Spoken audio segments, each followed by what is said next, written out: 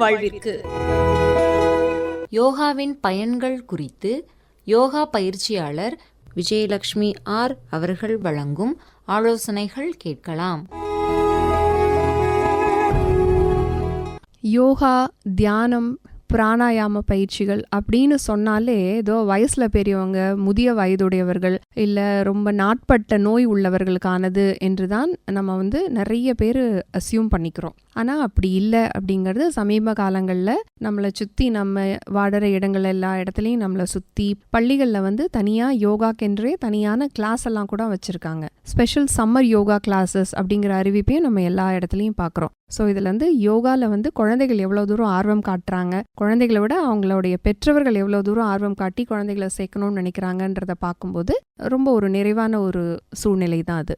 5 வளையாதது 50 வளையாது அப்படின்னு ஒரு பழமொழி உண்டு. இதுக்கு வேற அர்த்தம் இருந்தாலும் இப்போ நம்ம யோகாவுக்கு இந்த பழமொழி ரொம்ப ரொம்ப பொருந்தும். ஏன்னா 5 வயசுல உடலை வளைச்சு செய்யக்கூடிய பயிற்சிகள் அந்த குழந்தைகள் 5 வயசுல அவங்க செய்யும்போது அவங்க 50 வயசுல அவங்களுடைய உடலினுடைய ஃப்ளெக்சிபிலிட்டி, நெகிழ்வுத்தன்மைக்கு ரொம்பவே உதவும். பிற்காலத்தில் பல உடல் நோய்களிலிருந்து அவங்க வெளியே வருவதற்கு இந்த சிறிய வயது முதல் அவங்க செய்யக்கூடிய பயிற்சி மிக மிக உதவி செய்யும். குழந்தைகளுக்கான யோகா உடல் செயல்பாடு மன அழுத்தம் இல்லாமல் இருக்க செய்யவும், நினைவாற்றல் அதிகரிக்க செய்யவும் ஒரு சிறந்த வழியாகும். இதில் வேடிக்கையான, அதாவது வயசுக்கு ஏற்ற ஆசனங்கள், வேடிக்கையான பெயரோடு கூடிய நிறைய ஆசனங்கள் குழந்தைகளுக்கு உள்ளன. இது அவர்களுக்கு கற்பதில் ஒரு ஆர்வத்தை ஏற்படுத்தும். முதல்ல விருக்ஷாசனம், அதாவது ட்ரீ போஸ்ன்னு சொல்லுவோம், மர ஆசனம். இது சிறுவர்களின் சமநிலை மற்றும் கான்சென்ட்ரேஷன் பவரை அதிகரிக்க உதவுகிறது. அட்டென்ஷன் டெபிசிட்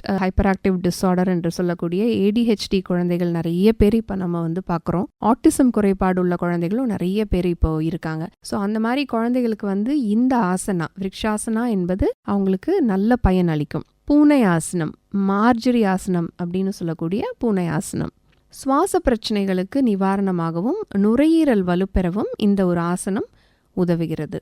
உஸ்ட்ராசனம் என்று சொல்லக்கூடிய கேமல் போஸ், கேமல் மாதிரி பின்னாடி குழந்தைகளை வளைய வச்சு பண்ணக்கூடிய ஒரு ஆசனம். இது பின்னோக்கி வளையும் ஆசனம். இது நுரையீரலை நன்கு பலம் பெற செய்யும். அவர்களுடைய முதுகு தண்டு நன்கு பலம் பெறும். மண்டுகாசனம் என்று சொல்லக்கூடிய தவளை போஸ், ஃப்ராக் போஸ் அப்படின்னு சொல்லுவோம் குழந்தைகளுக்கு. இது நல்ல செரிமானத்தை மேம்படுத்துகிறது. குழந்தைகளுடைய கட் ஹெல்த், குடல் இயக்கத்தை நன்கு சீர் செய்கின்றது.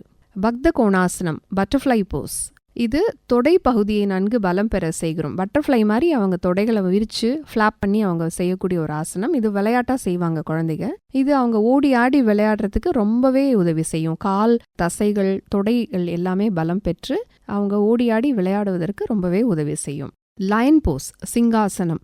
இது த்ரோட் மசில்ஸ், அவங்களுடைய தொண்டை பகுதியில் இருக்கிற எல்லா தசைகளையும் ஸ்ட்ரென்தன் பண்ணி குழந்தைகளுக்கு செய்யறதுக்கும் அவங்களுக்கு வேடிக்கையாக இருக்கும். அவங்களுக்கு அந்த தொற்று, தொண்டையில் அடிக்கடி வரக்கூடிய தொற்றிலிருந்து இது நல்லாவே பாதுகாக்கும். டவுன்வர்ட் ஃபேசிங் டாக், அதோமுக்த ஸ்வானாசனம். இது முதுகெலும்பு பலம் பெற செய்யும். தலைக்கு நல்ல பிளட் ஃப்ளோ நிறைய செல்லும். பசங்க தலைகீழாக ஒரு இன்வெர்ட்டடான ஒரு மவுண்டன் போஸ் மாதிரி செய்வாங்க. இதனால என்னன்னா தலைக்கு பிளட் ஃப்ளோ நிறைய போகும். அதனால மூளை செல்கள் ஒரு புத்துணர்வு பெற்று மெமரி பவர் நன்கு அவங்களுக்கு வளரும். மவுண்டன் போஸ், மலை ஆசனம். இதுவும் குழந்தைகளுக்கு கான்சென்ட்ரேஷனை அதிகரிக்க உதவக்கூடிய ஒரு ஆசனம்.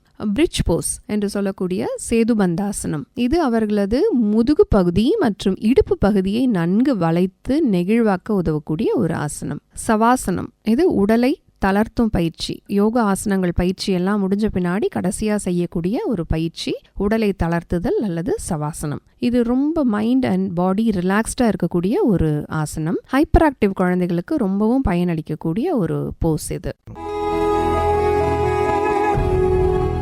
இதுவரை யோகாவின் பயன்கள் குறித்து யோகா பயிற்சியாளர் விஜயலட்சுமி ஆர் அவர்கள் வழங்கிய ஆலோசனைகள் கேட்டீர்கள்.